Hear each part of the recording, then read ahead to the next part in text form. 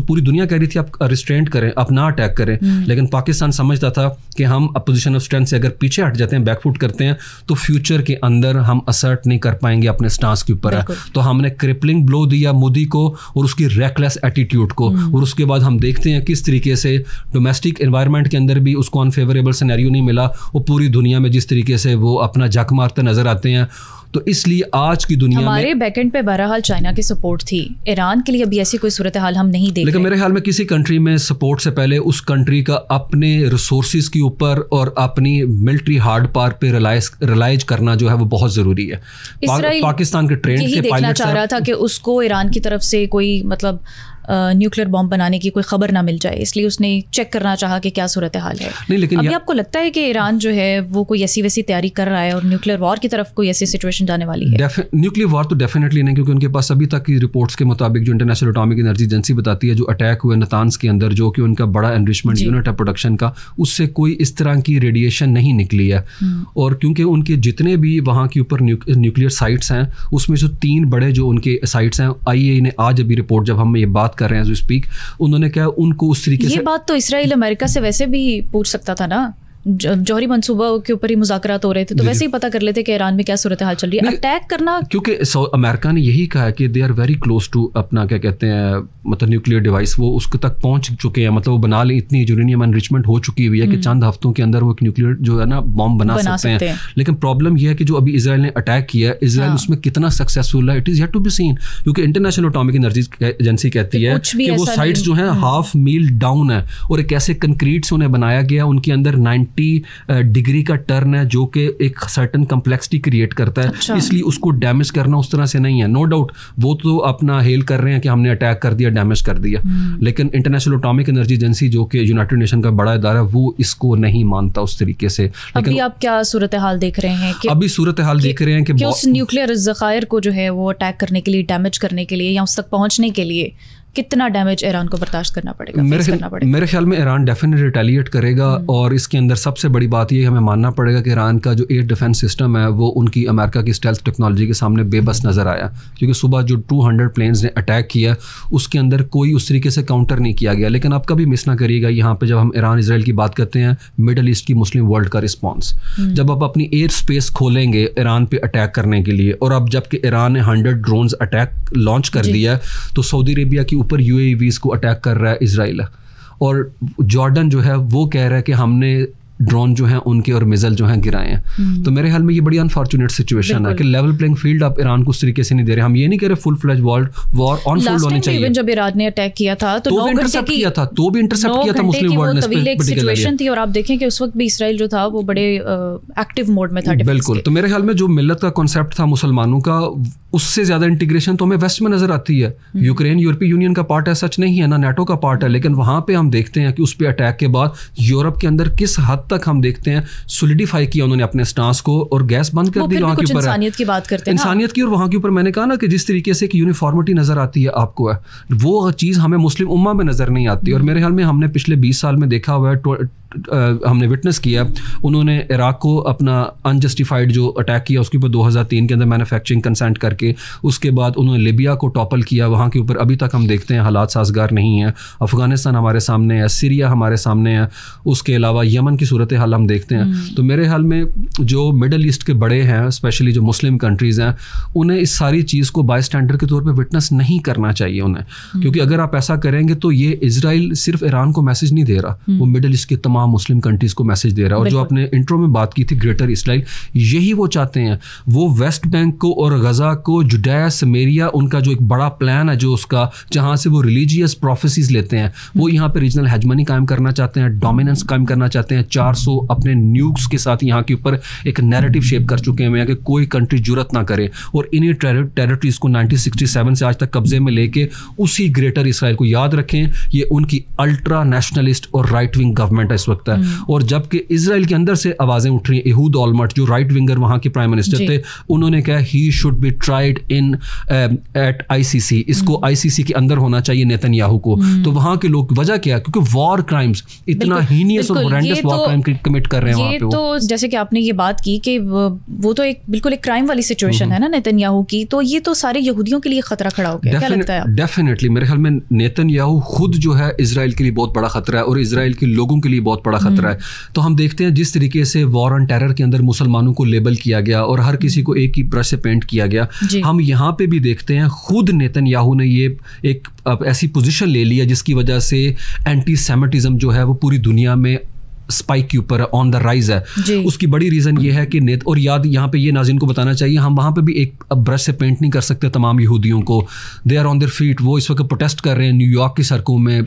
हम देखते हैं वेस्टर्न कैपिटल्स के अंदर यहूदी प्रोटेस्ट कर रहे हैं कि ज़ायनिज़्म एक अलग पॉलिटिकल आइडिया, वो definite deserves to be condemned whatsoever, लेकिन दूसरे एंड के ऊपर एंटी सेमिटिज्म इसी के कॉन्टेक्स्ट के अंदर बढ़ रहा है। और ये यहाँ पे बताना ज़रूरी है कि कल नेतन्याहू की कैबिनेट की नेशनल सिक्योरिटी काउंसिल ने मीटिंग की और उसने तमाम इजराइलियों को जो कि पूरी दुनिया के अंदर है उन्हें कहा कि आप प्लीज़ पब्लिक गैदरिंग में शिरकत ना करें क्योंकि आप एंटी सेमिटिज्म का निशाना बन सकते हैं। तो मेरे ख्याल में तमाम यहूदियों को जो पूरी दुनिया के अंदर है उन्हें प्रेशर जनरेट करना पड़ेगा नेतन्याहू के ऊपर, क्योंकि नेतन्याहू जो है उनकी ज़िंदगी और उनकी जो नॉर्मल लाइफ है उसके लिए बहुत बड़ा पोटेंशियल थ्रेट बन चुके हुए हैं। और आज दुनिया हमें भाषण नहीं दे सकती ह्यूमन राइट्स का, डेमोक्रेसी के डिफरेंट क्रेडेंशियल्स का और डिफरेंट पैरामीटर्स का, क्योंकि जो हम आज दुनिया देख रहे हैं ये उतनी ही बदतर है जितनी हमने सेकेंड वर्ल्ड वॉर के दौरान या उससे पहले हमने विटनेस किया।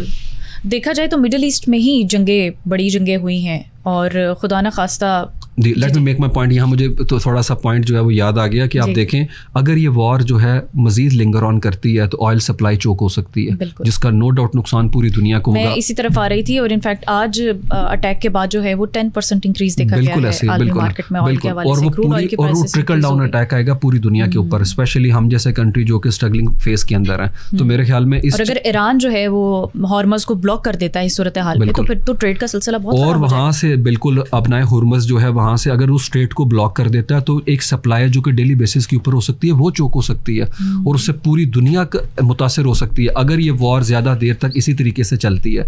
तो मेरे ख्याल में दुनिया जो ऑब्लिवियस नहीं रह सकती, डेफिनेटली वो इंटरवीन करेगी या कोशिश करेगी। अभी ईरान ने यूनाइटेड नेशन की सिक्योरिटी काउंसिल को कहा आप हंगामी तौर पर इजलास जो है कॉल करें और इस चीज़ पर। तो सबसे अच्छी बात है कि ईरान अपने डिप्लोमेटिक ऑप्शन को भी एग्जॉस्ट कर रहा है, लेकिन नो डाउट वो इसको एक नो डाउट रिटेलिएशन की तरफ जाएगा और वो किस हद तक जाती है क्योंकि वॉर के अंदर आप प्रेडिक्शन नहीं कर सकते। लेकिन ये बड़ा अहम सवाल है कि ईरान अब करेगा क्या लगता है आपको? डेफिनेटली ईरान, जिस तरह से मैंने कहा कि ईरान जो है अपनी पोजीशन ऑफ स्ट्रेंथ जो है उसको किसी सूरत में डाइल्यूट नहीं होने देगा और अटैक लॉन्च करेगा। अब अटैक की नेचर क्या है वो हमने देखा है मॉडर्न वॉरफेयर में, उसने मिसाइल स्ट्राइक करने की बजाय ड्रोन स्ट्राइक की है वहाँ के ऊपर। 100 ड्रोन्स हैं और यही हमने पैटर्न देखा इंडिया पाकिस्तान के अंदर, हमने देखा यूक्रेन रशिया के अंदर और अभी भी है।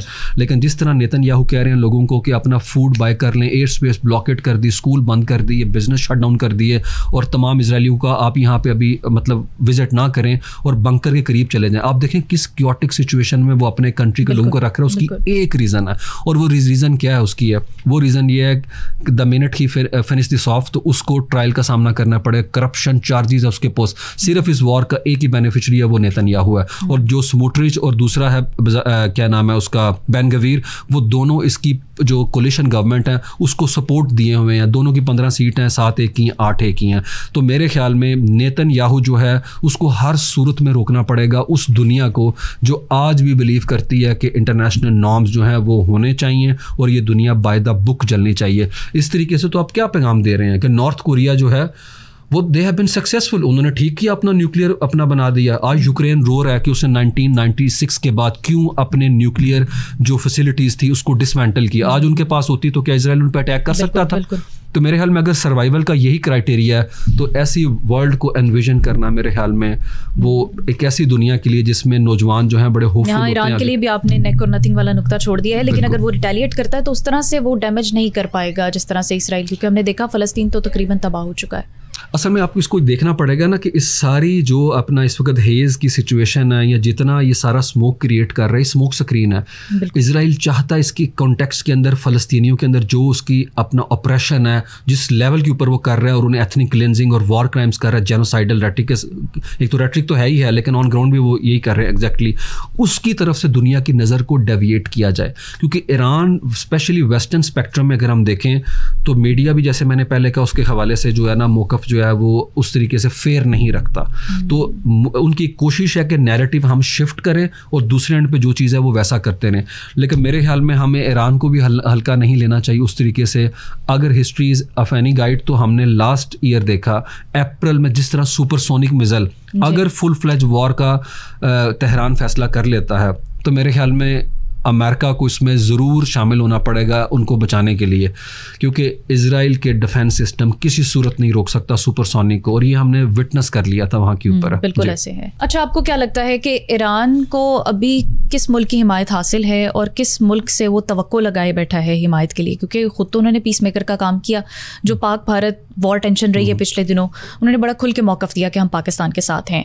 हम भी कह रहे हैं कहने को कि हम ईरान के साथ हैं, लेकिन फिर हम अमेरिका के साथ भी तो हैं। लेकिन मेरे ख्याल में तो अगर हम इस दोनों की एनालॉजी करें तो मेरे ख्याल में कहीं ना कहीं जो है ना हम उसके अंदर मुझे लगता है कि हम इक्वेट नहीं कर सकते सिचुएशन को। उसकी बड़ी रीज़न ये है कि इजराइल के हाथ को रोकना या उसकी नंगी जारहियत को रोकना दुनिया में किसी मुल्क के लिए पॉसिबल नहीं, अनलेस कि अमेरिका उसको उस हवाले से ना रोके।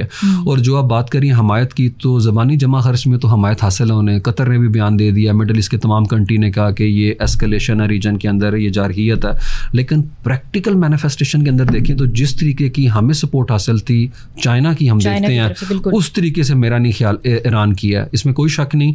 रशिया जो है वो नो डाउट सपोर्ट करता है इस हवाले से, चाइना की आई हैं स्टेटमेंट्स, लेकिन ये कि वो अपना जो क्या कहते हैं मिलिट्री हार्डवेयर वहाँ पे डिप्लॉय कर देंगे, अपनी फोर्सेस वहाँ पे भेज देंगे, आई डोंट थिंक सो कि इस तरह की कोई सिचुएशन है।